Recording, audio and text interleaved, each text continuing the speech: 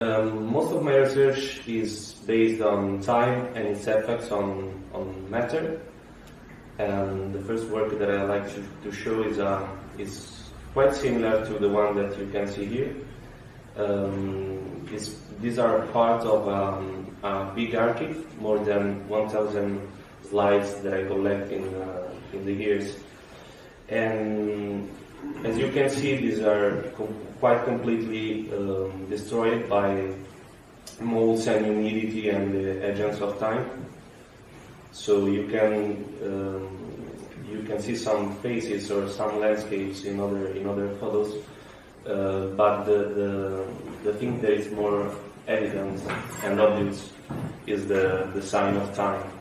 So sometimes you can see molds on them, sometimes you can see some crystals. It depends on the material of the printed photo. So sometimes you can find like a microbiological life on it, like in this case. So the interest that I found in these images was the effect of time and the decomposition on them. So the decomposition creates like a pattern, a pictorial pattern on these photos, and I thought that the pictorial abstraction and the composition was quite the same thing in different fields. And following this idea, I create another installation with different materials. I always work with different materials and media. I like to change as nature, as science. And these are casts of mushrooms. They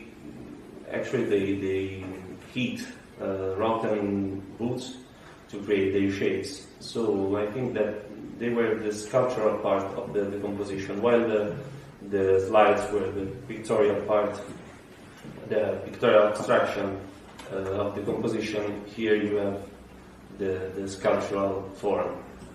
And I like to create this connection between our bodies and these sculptures and these mushrooms using the sex toys materials is silicone gum, and it's particularly similar to our flesh, so it creates this dualism between an erotic attraction and repulsion, complete repulsion.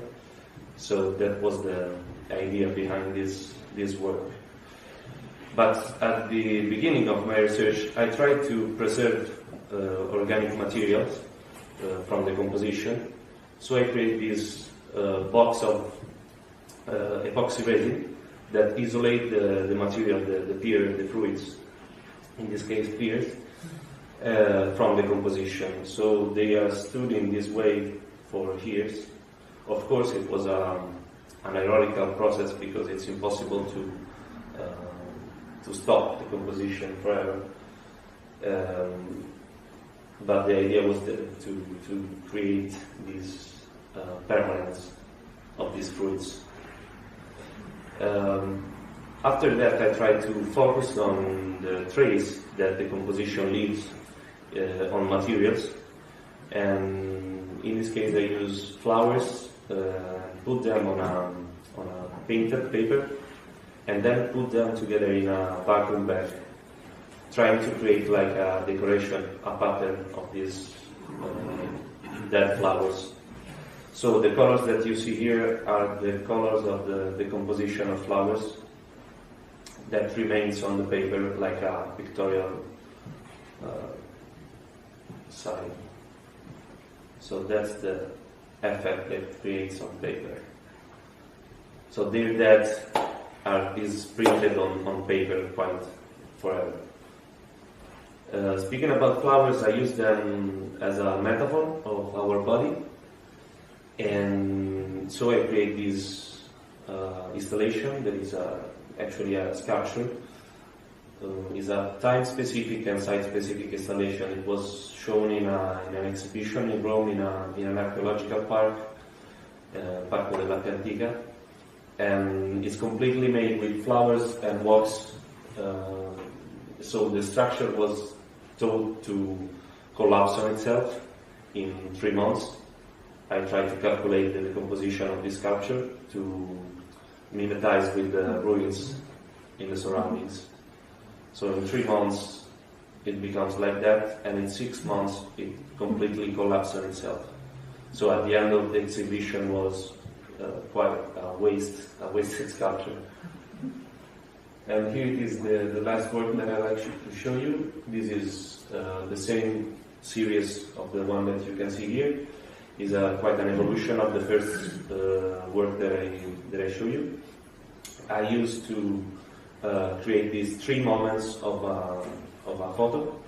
The first one that you can see is the original one, and the second one is in the middle of the process, and the last one is the end of the process where the image is completely destroyed, quite as the same as the column that you see.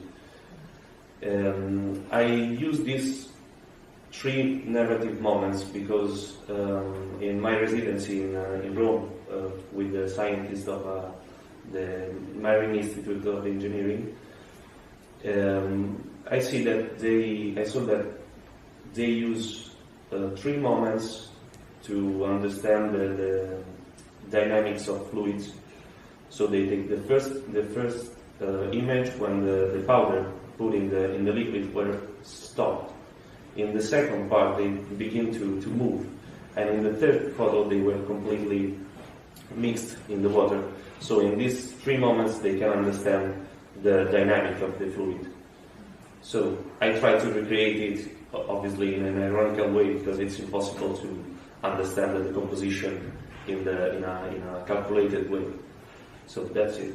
That's the work that I like to show you this evening, connected with time.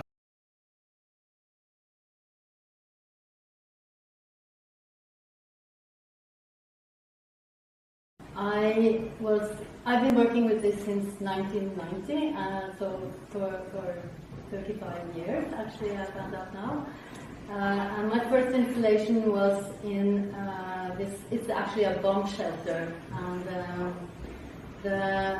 I was invited to do something outside of the normal white cube where artists were usually shown, and it was called In Between Spaces. So all the artists in this exhibition were doing in different places that are not obvious.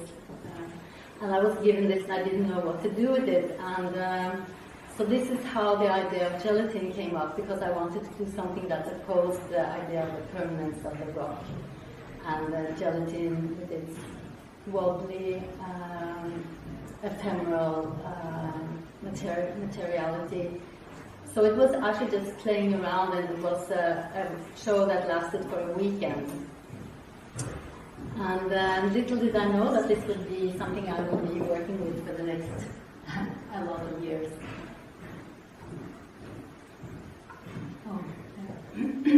So they'll jump to 1996.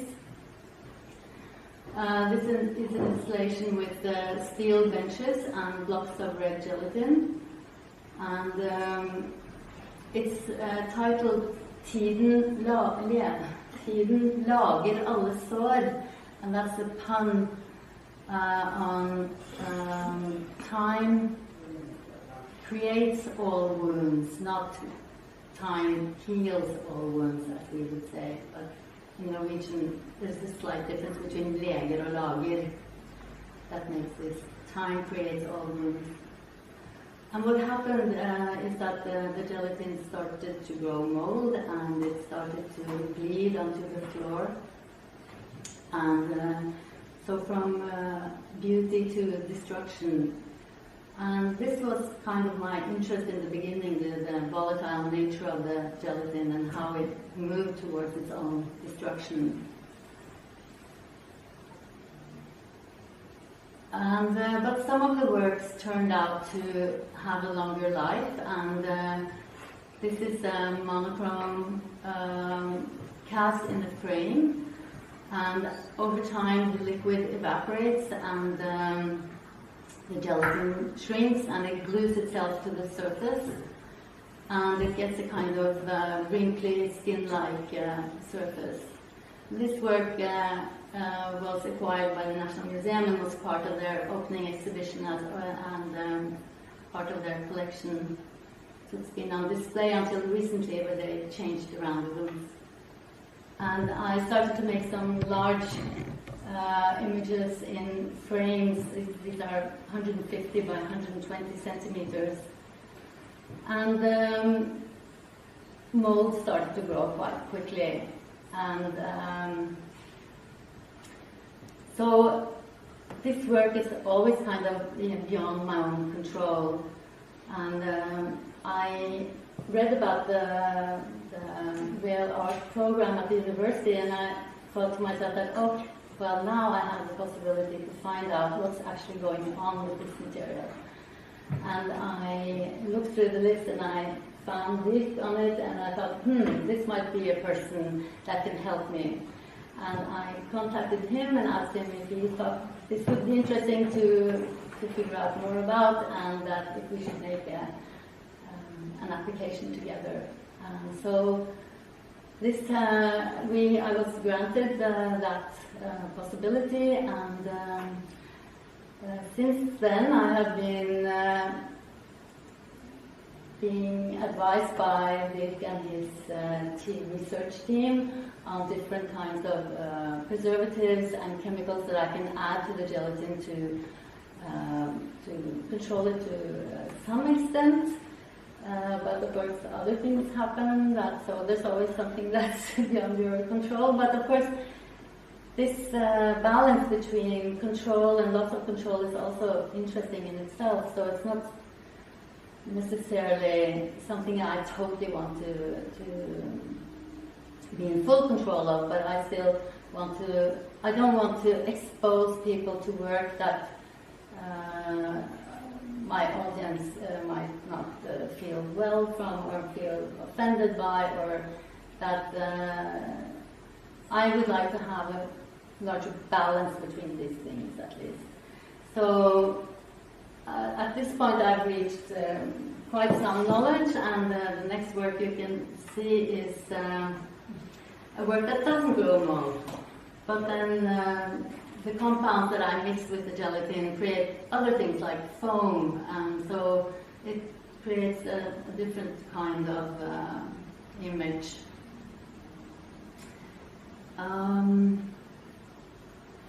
In my studio, at the time being, I'm following a work with a time-lapse camera to look at how the bench with gelatin, how the decay will develop over time, and that will in the end be a film where I will just have that as a work of its own. So this is some of the tests that we have been doing, and where we are studying to find out what kind of mold is growing, and looking at it in the microscope, and I think Dirk will say something more about this maybe. And these are different tests of different compounds mixed with the gelatin. Gelatin and salt, just gelatin and water of course grows mold immediately. Gelatin and salt grows crystals, and gelatin with benzoate does not prevent growth of mold. Gelatin with salt and sodium nitrite. With the salt you get crystals, and with only the sodium nitrite you see you have a very strong yellow color. The crystals have this yellow color in the compound, and so I started making a lot of test frames with these different preservatives and chemicals, and in this pink top frame, it's just foam. So I have, these are with sodium nitrite and salt, and the salt makes a kind of dry surface. It makes the matter shrink. It creates these crystals. So there are other things happening then, but this one does not grow mold. This is with agar. Agar is a different gelling agent that comes from seaweed. And this is the same frame in 3 different stages, and it's mixed with agar-agar and salt, which grows a lot of crystals in the end. This one is without salt, this is agar-agar without salt, and it starts to grow mold pretty fast, and it also shrank a lot. And so these are just different tests and how the material dries up over time, how the surface changes over time, what kind of drawings they make. And I have somewhere between 40 and 50 different tests, and I will be showing them in an exhibition at the Science Library at the university now on the 25th of April. We will be opening an exhibition and a seminar where we will be talking about the collaboration between artists and scientists.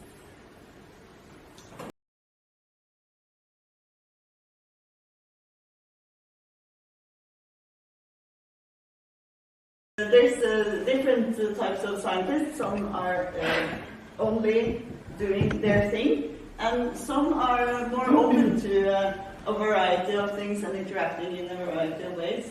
So I think you're the type of scientist who don't only see it as your job to write your papers and do that, but also somehow to get some value from this type of work. So maybe you can say a bit about how you see this interaction with the artists. Of course. But just to be clear, we will still write papers about this. Yeah. Yeah. But so I am a microbiologist, and by training I'm a biochemist. So I'm interested in chemical processes that run in biological settings. And the work of our research group is mostly focused on how microbes interact with surfaces and how we can control and prevent that to some extent. And we do this mostly in a context where it's about microbes that, for example, interact with our own surfaces on the body and how we can influence, stop microbes from infecting us, basically. So when Jeanette approached me with this, of course, I saw the art in this, but to me, this was more about the actual microbe and what it does to the material. So I start seeing the material and what happens to it, and how the fungus will eat it and destruct it. And we had at the same time, coincidentally, we had a project where we're looking at enzymes that degrade gelatin. And this is what we're now looking for, to understand how this fungus can eat the gelatin that it grows on and what biological processes are behind that. So we had a real scientific interest in what's actually happening. But of course, I agree. I mean, in a way, you need to be open to these things coming from the outside and be able to think about what you can contribute to that. And to be honest, I thought this would be relatively easy to control. It turned out it's not easy at all to get better control of these kind of destructive processes. Yeah. So when we were introduced here. It was said that they're bringing these very different worlds together, arts and science. But I think in some ways it's also not too different. Because to me there's some things that are quite similar between artists and scientists when they work, in that it's a lot about ideas, like being able to just looking for the questions in a way, and exploration and process. So I just wanted to ask all of you actually if you have any reflections on this kind of similarities and differences between the work of an artist and the work of a scientist. I don't know if anyone would like to start. Can I start?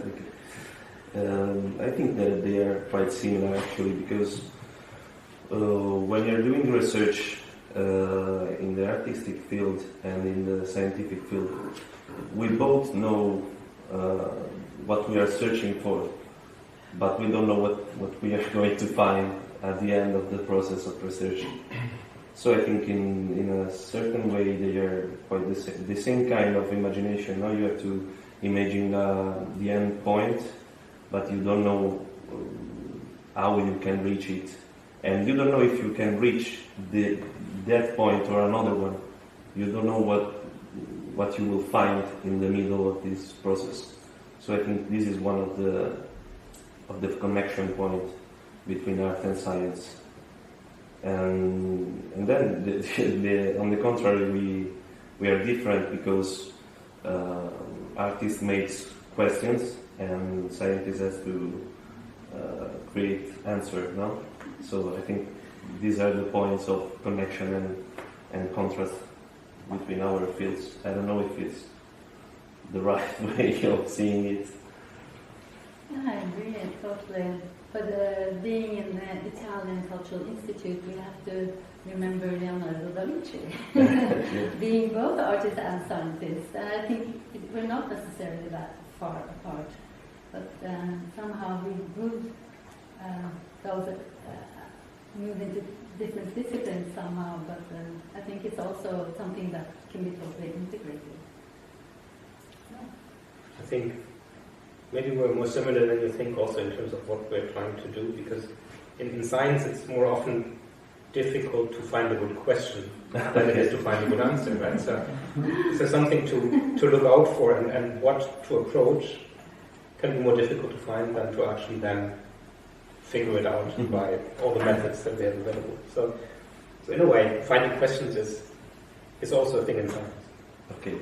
Yeah, I agree. I think it is like the most valuable thing you have in science is when you have like the good question, and then it's just about doing the work to find the answer.